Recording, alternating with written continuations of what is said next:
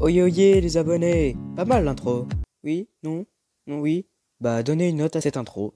À la base je voulais faire la roulette des Brawlers 3. Mais j'ai pété un câble quand j'ai vu mes persos et mes games.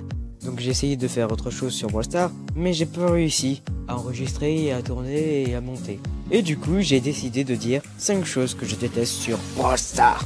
C'est parti!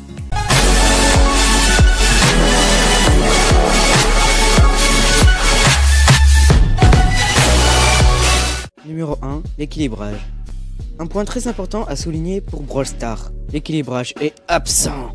Affronter des pouvoirs 10 avec des pouvoirs 1, déjà fuck la logique. Mais non seulement ils ont des star power, mais ils ont aussi des gadgets. Et ne me faites pas croire que c'est pas possible de le régler. Vous pouvez le régler. Comment vous avez fait pour faire un stage avec des pouvoirs 10? Hein? Alors, on dit plus rien là. Donc SVP, réglé, l'équilibrage. Pitié. Numéro 2, les gadgets. Les gadgets sont cheatés.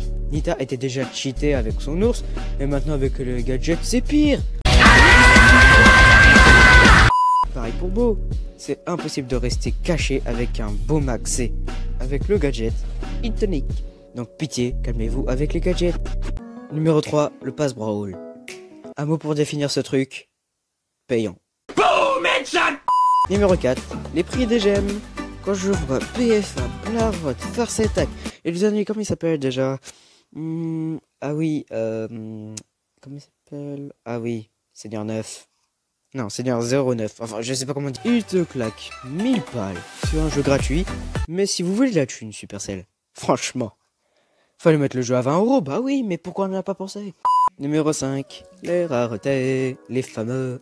Non, c'est pas que les rares que je vais parler, c'est toutes les raretés. Légendaire, épique, mythique, super rare, enfin bref. C'était déjà assez dur d'avoir les super rares, les mythiques, épiques. Alors, cette rareté m'a bien défoncé, je devais vous raconter à la fin de la vidéo. Et les compliqués, les légendaires. Voilà comment on est censé débuter avec le jeu. Voilà, on commence par les rares, enfin bref, je vous ai déjà raconté tout. Enfin, tout est à l'écran. Maintenant, avec les chromatiques, c'est le bordel. Déjà, il y en a qui sont à 10 trophées, ils achètent le Brawl Pass, puis ils te débloquent KL et compagnie. Donc la logique du déblocage est mort. Ah, moi je te dis que c'était mieux avant, je te le jure. Bon, je sais que Brawl Stars c'est un jeu très bien. Il est beau, coloré, dynamique. Tous les défauts que j'ai dit, c'est pas représentatif du jeu. C'est juste de savoir si vous êtes d'accord avec moi sur ces points qui détruisent l'expérience du jeu. Et comme promis, voici mon anecdote quand j'ai débloqué mes épiques. Et nous raconte une anecdote.